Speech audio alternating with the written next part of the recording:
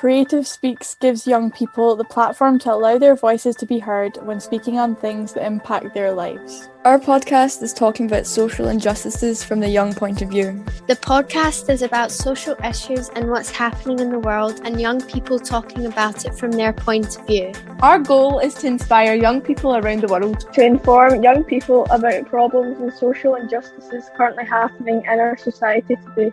Creative Speaks is for young people, from young people. You're listening to Creative Speaks. Welcome back to Creative Speaks, where we're back after a substantial hiatus of a few years after our first few episodes, and we're back with some new focuses, but trying to keep the same core values of the reason we started the podcast of youth voice and, trying to get our perspective on things. So I am joined by my only other surviving member. Hi, I'm Jena. I'm really excited to be back. I miss doing this a bit, so it'll be fun to do it again, yeah. But we're not alone. We have our two new members joining us on the podcast team who are... Hi, I'm Niamh. I'm really excited to be doing this. It's something interesting, it's something fun, it's something that I've never done before. So yeah, it's really exciting. Hi, I'm Elly. I'm also excited to do something like this and to get more involved with these sort of issues as in whatever way I'm able to. Mm-hmm.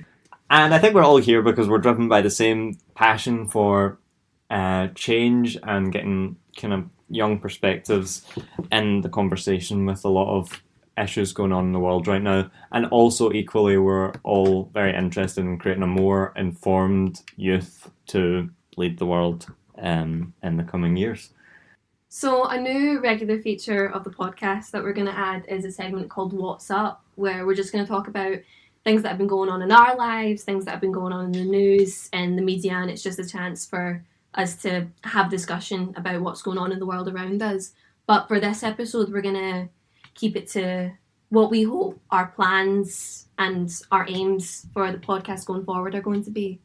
Yeah, and the general themes that we've kind of raised as a reason we wanted to do this. We can discuss like everything to do with the young point of view.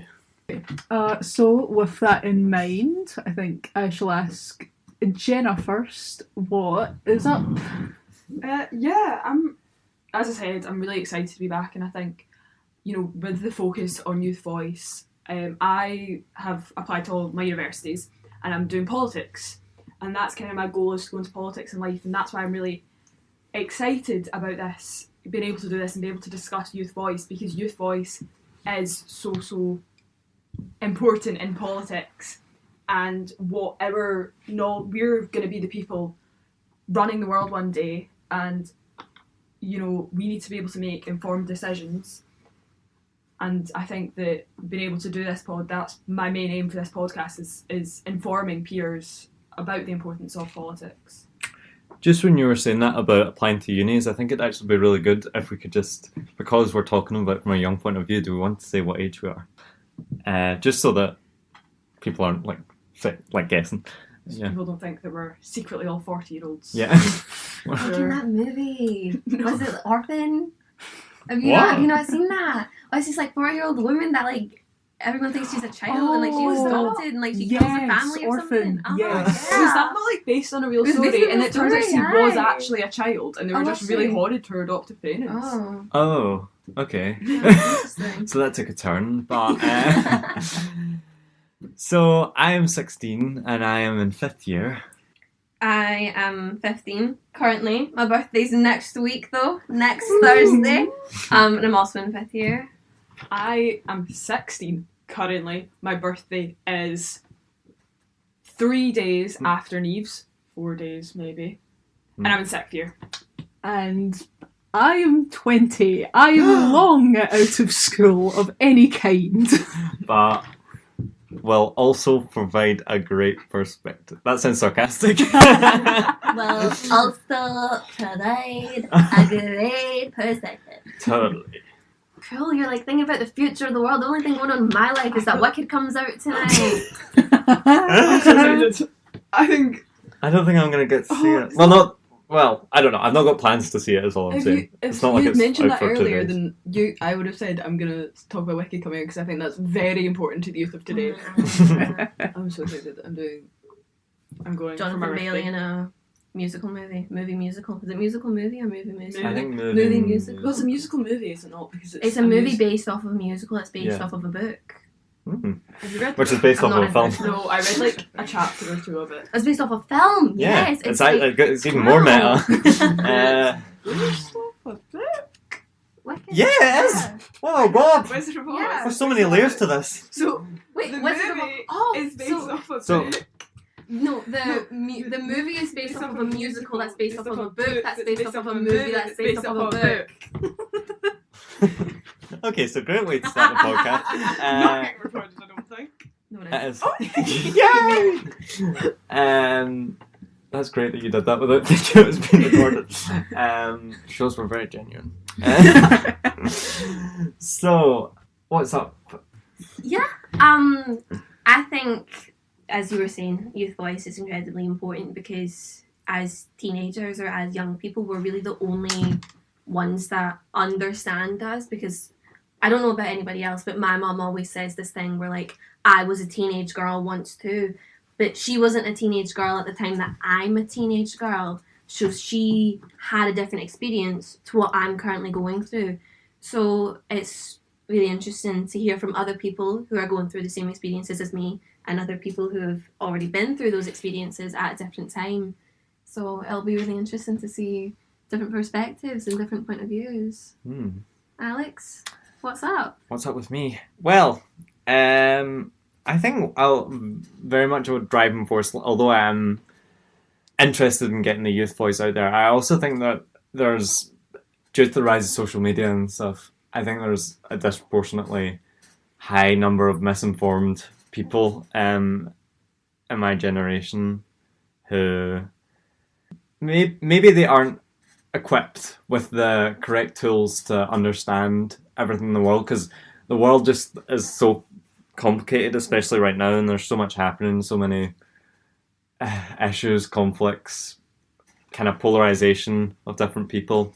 And I think that informing people and on the facts, unbiased, and then I'm also happy to give my opinion on things, but I think if we can give an unbiased account of things, I think that could be really helpful and beneficial for people to be informed to make their own decisions, but also for people to be informed to educate others. So I think that's a really important thing in our generation.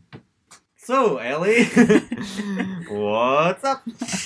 I'm really interested in trying to get more of like my own thoughts of like the youth and how much these kind of issues have changed even from the few years since I was in school to when you guys are in school now. I'm interested to see how much that's changed, how much the support has changed, how much like different information has changed, and all the different like resources that you guys have now compared to what I have, and seeing if that's better now or if you guys are still lacking the support that is needed for young people. Yeah. I mean, there's been so many things I feel holding back progress. We've just been focusing on the negative, and a lot, I'm talking about all areas of basically government, like holding back against problems. We don't have the resources, time, effort to be actually making progress in areas. I just feel like we've become so pessimistic over the last, I'd say, since probably starting at COVID. Maybe a bit before it was starting to creep in, but I think we've, as a country and as a like world, just become so much more pessimistic and less. You know, if you have a pessimistic attitude, I don't think anyone's going to be actually striving for progress. We're just trying to ward off bad things, you know. So going into the episode, we're going to be talking quite a lot about the representation of young people in media, and specifically social media, and the risks that comes with, you know, a lot of issues with young people, I think right now is stemming from being exposed to social media from such a young age that hasn't been the same for any other generation. And it's like we are not seeing the effects of it yet. It's like, you know, it's just moved so fast, and we won't see the effects of it for years. So there's not going to be any regulations or anything coming into place to stop it, but the damage is going to be already done by that point. So I do feel a bit like a guinea pig generation in that respect, but yeah. This generation's sort of like the first to grow up with the internet. It's like not really know life without it. It's like, as you say, it's kind of like a guinea pig generation, because like the lasting effects of that, we don't know what it's going to be, but we're already seeing like people are losing their attention span and things like that. But we're already starting to see these like negative effects of how it affects people. And not just on the actual structure of people's brains, but in the way that we think. Kind of the same thing, but people are so much more inclined to becoming entrenched in a belief, and I just think it's leading to less open-mindedness from people. I think people just now become almost obsessed with, I don't know, like an ideology that they pick, that they assign themselves to, and they're not going to open themselves up to any other belief.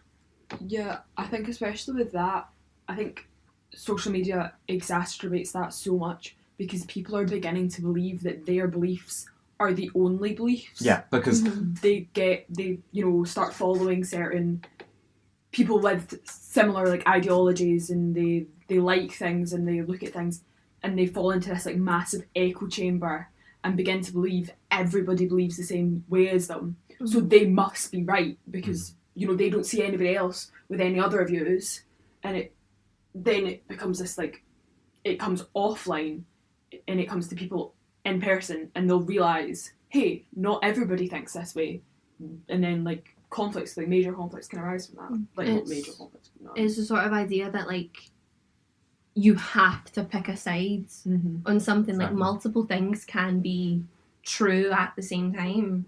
Like, so it's just about like that nuance. It just doesn't. Yeah, exactly. That's what I was about to say. It doesn't give room for nuance. And it's, I had a thought in my head that's so annoying. And it's jarring for someone who's not on social media to hear someone who is, because it's so polarizing. If you're on it a bit, no one's on it a bit, is what I'm trying to say. You're either on it or you're not, because that's how it's so, like, it hooks you. And yeah, I think that is another reason that's led to a kind of polarization between our generation and generations before, because they hear that and they're like, why are they so passionate? Why are they so like angry and ready to hate people? It's because, I'm not saying that's true, I'm saying that's what the perception is, because of the tone and the way we go about conveying information due to the rise of echo chambers online. But at the same time, like, it is such a unique device to be able to share your opinions and to be able to express yourself honestly in a way, because you're able to connect with people who have similar views as you, who have similar interests as you, and that's something that you never had before. Like, a lot of people, like especially like in school, in high school, would have felt incredibly isolated because they don't have anybody to talk to. But like, the internet gives you that opportunity to like find someone who shares your experiences, who shares your interests. And I do think it's incredibly important that we recognise the good aspects of social media as well, because there are a lot of things that just wouldn't get done without it. Like, there's so much that people just wouldn't know, because nowadays it's how a lot of people get their news. Yeah. Honestly, through Instagram and TikTok and stuff like that. Yeah, I mean, like, without a doubt, we're the most educated generation that has ever been born. I guess it's a weird way to say it, but we're the most educated, specifically on world issues and things like personal biases and things like that. That it has given rise to so much progress in certain social things, like, and that's also why maybe I think older people are a little bit sometimes resistant to so much change because of how accelerated we are because of social media. We're getting new information all the time. They feel like, whoa, like it's hard to like catch up, you know, in a way. And I think that's another reason why there's sometimes resistance. They're not used to this change. They're seeing us go through so much like vast change, and they're looking back and they're going, well, that change never happened when we were young, but that's normal. Like, this is a silly analogy, but that's how people people who are born in the 1700s looked at people in the 1800s with the rise of industry. Yeah. You know, how is this changing so fast? Exactly. And it takes a catalyst like that, like the Industrial Revolution or the rise of social media. It takes that to create a stark contrast. It was the same with the two generations before and after World War II. It's like it takes something like that to just like shift it up, you know. Yeah. We were talking about that in English today, actually. It's like pre-war literature and post-war literature, because it didn't just change people's... Like, people just didn't die, lie. Like, the people who survived, their lives were changed. Their ways of thinking were changed, because we're reading The Crucible in English right now, and it's about, like, the Salem witch trials. And it's talking about how, like, religion is, like, it's sort of the law in that time in Salem during the witch trials. But when we go, like, onto like the wars, the First and Second World War, people saw all these like terrible things happening, and then all of a sudden it's like, how is this holy? How can a god do that to people? And sorry, it's getting like proper like, yeah, but like it completely how... uprooted society. Like, we have the NHS from World War II. How fast things change. Cumbernauld. We wouldn't have had Cumbernauld without World War II. That was an massive cultural impact. The Labour and Youth Belt. Yeah. Wrote about that in my higher history exam. Only thing I remember But your higher history exam from my higher history exam was Cumbernauld. But yeah, so I think I would agree that it has overall, I would say it's had more of a positive impact than a negative impact, social media, with respect to, you know, like the youth and how but who knows, the consequences of this are yet to be seen. You know, it's the same as cigarettes for generations before us, you know, like dangerous radioactive materials. It could be just the same. We don't know. It's quite scary. I think we are seeing the impact it's having on... We are starting to see the impact it's having. I don't know if this is like fully the case, but Elon Musk buying Twitter would have did have a huge impact on the US election. You know, having this... Sorry, was it him that got Donald Trump back on Twitter, or am I just like... Yeah, he put Donald Trump back on Twitter. Right, that makes sense. And just so many other... I am a very left-wing person. Politically, I follow kind of more left-wing parties. I've got Elon Musk blocked. Don't need that negativity. I categorize... What is it? It's like three different... It's racists, transphobes, and Arsenal fans are the three groups of people that I have blocked on Twitter. But all of a sudden, when Elon Musk took over, it was just right-wing propaganda over and over again. And if that's the case for somebody who's interacting with left-wing posts, like quite often and everything, because I think I mentioned earlier, I'm really political, it's really important to me. How is that for the moderate, undecided voter in the US? Absolutely. The neutral ground. The neutral ground, it would have been, you know, even more and swayed them. I think we clearly saw it swayed them. And it came out of nowhere, and we're like, what caused this? But when you think about it, there are.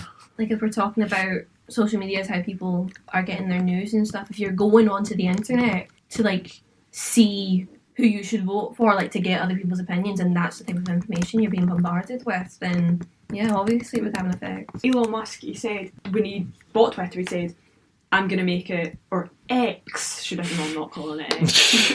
When he bought Twitter, he said, I'm going to make it fairer, I'm going to stop censorship, I'm going to make it less biased, and instead did the exact opposite. He censored left-wing accounts, he pushed more right-wing propaganda, and yeah, it was the complete opposite, made Twitter this like right-wing, I don't even know how to describe it, and obviously it's had what's going to be like a drastic effect on so many in America. He blocked you from being able to see other people's likes, and I don't want to bring this back to football because I did mention my hatred for Arsenal, but that's the best way to find out if a football player is going to join your club or not, is you go and stalk their likes on Twitter, because if they are, they will have liked a bunch of tweets from your club, and I couldn't do that anymore. I was so devastated. I'm not going with like sport, like, you know, I like Formula 1, and Charles Leclerc's one of the Ferrari drivers, and he was like mischievous with his Twitter likes. So like if something, and the Ferrari drivers are like heavily media trained, like they can barely say anything without approval first. So it was like, if he was mad about something, you would know about it based on his Twitter likes. But now you can't see that anymore, and it's like... I got really excited because I was like, oh my, Kyle Turner is liking all of these tweets about how amazing Partick Thistle is. And then he came back to Partick Thistle. So, Elly, what's like your relationship with social media? Because obviously we've mentioned that you're slightly older than us. So, like, what's your relationship with it? Yeah, obviously when I was back in school, like early high school, it was not as big as it is now. So like actual physical connections with the people in school, like the teachers and the other pupils, that was far more important. But then COVID came about, and I think that brought along a large rise of just social media and all these different platforms and all these different ways for people to connect. And I think that kind of left the people of my age group feeling really confused and disorientated, because we had to quickly adapt to using all of this, to learning how to communicate that way with like using like Teams to actually do classes and all that. We had to learn immediately that we could only communicate online. There was no more in-person things. There was no more of that actual connection. It was just this kind of like talking to someone through a wall.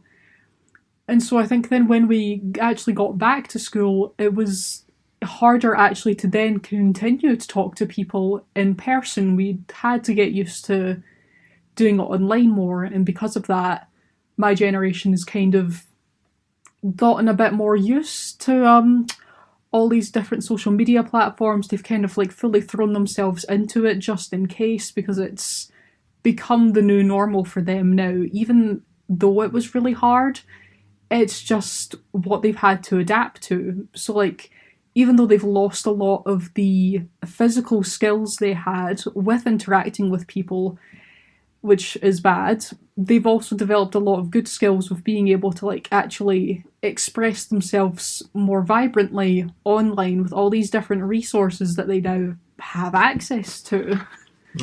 I think something that's really interesting about that, about the differences between you and us, is that when we came back from COVID, my first full year back in school was S3, and Alex and Eva would have been S2. Yeah. So that's, for me, it's S3, 4, 5, 6, and then so it's 4 years. I have 4 years back, like doing full-time education, and they're going to get 5 years.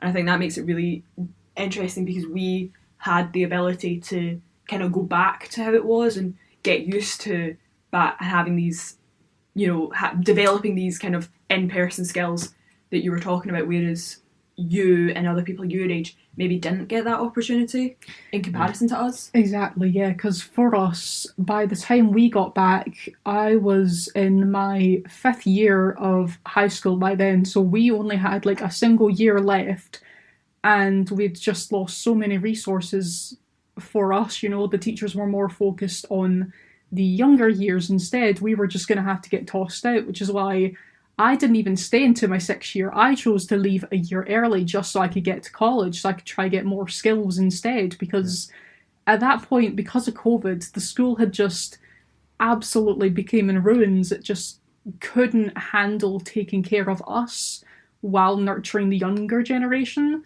So I chose to just leave instead, but I know that for some of the other people in my year who had stayed, they still absolutely like struggled with trying to get used to it. You know, that last year from what I hear, was just absolutely cruel and unforgiving to them. They didn't get any good opportunities. They were having to instead focus on helping the teachers help the younger generation rather than giving them the materials they needed to like get out into college and university or even get a job. We never, the people in my year, we didn't even learn how to write a CV.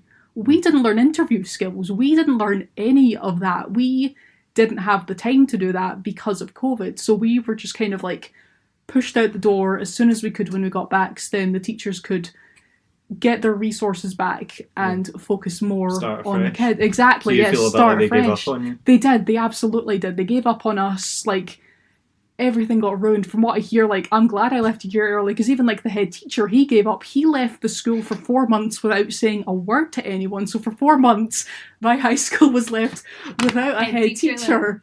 Exactly. So because he'd obviously just wanted to get to another school to like find a different group of kids that he could actually teach instead. But it absolutely ruined my generation, and it was obviously hard for the teachers as well, but they just didn't put in enough of an effort to understand us, rather than focusing on the younger kids who would be able to easily acclimate to this new life. Yeah, I think that's a really interesting, like, different perspective than what we would have. I've not seen high school without COVID. Yeah. Through the lens of COVID. I'm on the Pupil Council, which is actually quite relevant to our youth voice. I'm on the S3 Pupil Council. What? How? I run the S3 Pupil Council. Oh, right. Not the same. So I was just going to say we were bringing this up at a Pupil Council meeting the other week, actually, how the teacher running it was talking about, I brought up about how I feel like there's a kind of lack of a school spirit.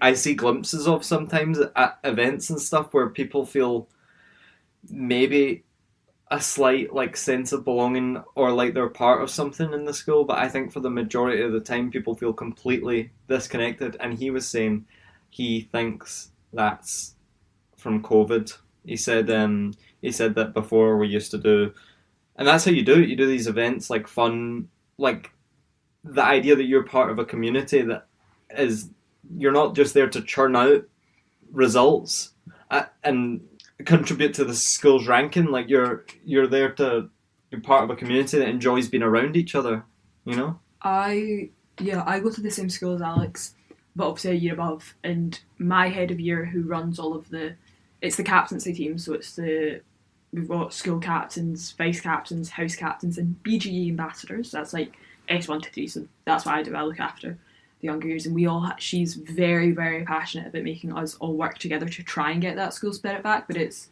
there was a Children in Need week, and it was the house captains running it, and they did every week they would do an event, and the only one that people actually turned up to was the one on the Friday, which was Pupils v Teachers, and that one's gone on, and I think that's because that's one of the ones that the other events stopped for COVID, whereas that's one that kind of carried on, that we still saw during COVID because it was outside. Yeah, it was outside. It didn't need any of that regulation. And interesting. So people have got used to, and now because people don't know what they're missing, they're resistant to going back to that. Do you think? Yeah. Interesting. They don't really care about these things anymore, and it's because of COVID. It's tricky. It's tricky to get it back, but yeah. So that's another. Do you feel overall that your voice, in your whole time in this school, not just now as an S6, do you think your voice was always valued? No, I've always been I was in the People Council for a while. I have done other things I can't quite remember now. I was in the S3 People Council in S3, and now I'm in the S3 People Council in S6. But it was stuff like that. Whereas I think I had some very good suggestions in that People Council, and I don't think they were taken on board. No. Yeah.